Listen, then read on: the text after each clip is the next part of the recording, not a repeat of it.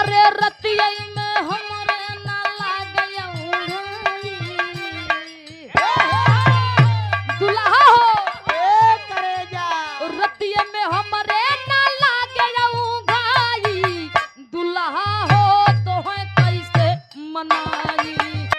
ये प्रयागराज के वाह स्वर्गीय दादा राम कलाश गुरु जी अरे वाह ये गीतिया बड़ा लहाई के गाँव है। वाह अब इनका का हम बतावे भाई पहले के जमाना में मेहरारू में बड़ा संस्कार रहा पर्दा रहा। वाह हाँ?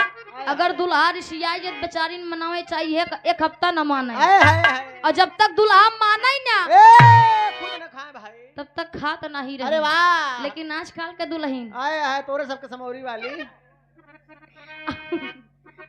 मतलब कि देखा सब ऐसे नहीं होते। वाह आजकल के दुल्हन जो ना होती हैं ए ब्याह के पहले से नाम रख लेंगे हैं। अरे वाह भैया आए हाय चिंटू हाय पिंटू ओह यश अरे वाह हैं? हाँ। और ढेर ढेर सारा नाम रहे। जब मनावे जाइए कहीं बाबू ए मैं छोना आए हाय चला खाई ले ओह अब बेचारा जब सोचे वे मनौती नहीं तनी और हां मुयारी काला टाइट कैली वाह ते तने में गरमाई जाएंगे दही जरूर नाती हां खाया चाहिए जिन खाया ए जाता ही हम खाए के सोवे हां देखा कब माना था वाह मान गया ठीक है नहीं तोरे जैसे 70 बता 72 जा वाह हमको कौनो फर्क पड़े ना नहीं वाह सोचो मनाई ली तो बड़ा हाँ। चला जाता है। ओह लेकिन ये पहले के जमाना में वाह पहले के जमाना के चाची हरे चाचा हरन के मनावे वाह कैसे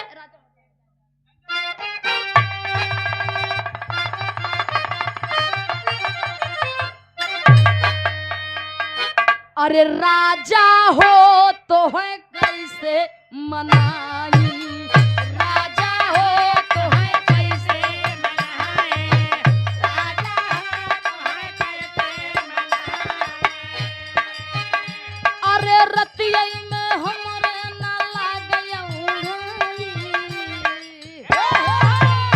दुल्हा हो करेजा रतिया में हमरे ना लागया घाई दुल्हा हो तो है कैसे मनाई राजा हो तो है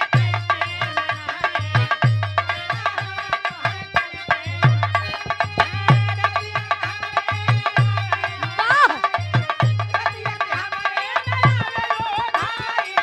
दुल्हा हो तो है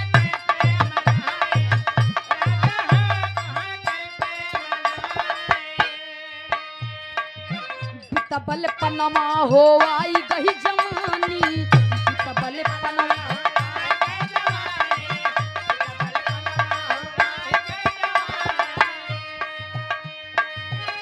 अरे रही रही के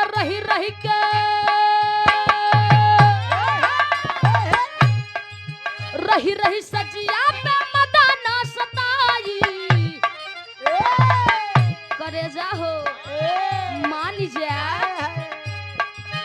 रही सजिया पे मदाना सताई दुल्हा हो तो है कैसे मनाई राजा हो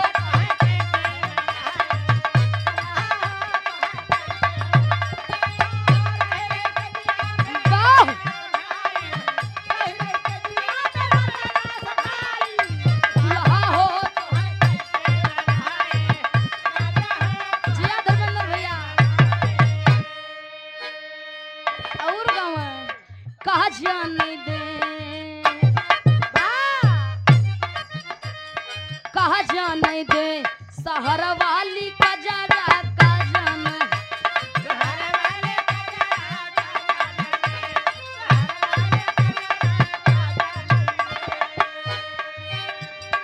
आन के बलमुआ के लगही सुतावे आन के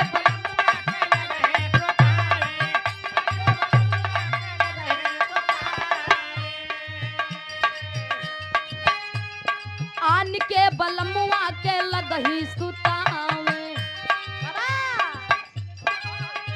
आन के बलमुआ के लगही सुतावे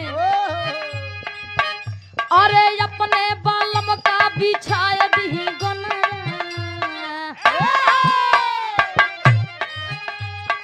अपने बालम का बिछाए दी गोनारा का जान दे शहर वाली का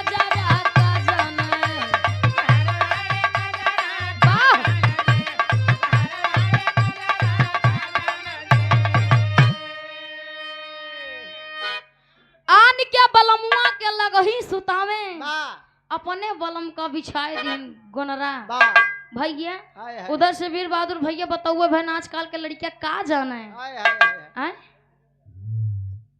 गोनरा वाह पहले के जमाना में का करे ठंडी में पैरक बढ़िया मोट मोट गोनरा बनावे अब बिछा दे जाला गद्दा रजाई सब फैल रहा है पूरी ठंडी भाग जाए।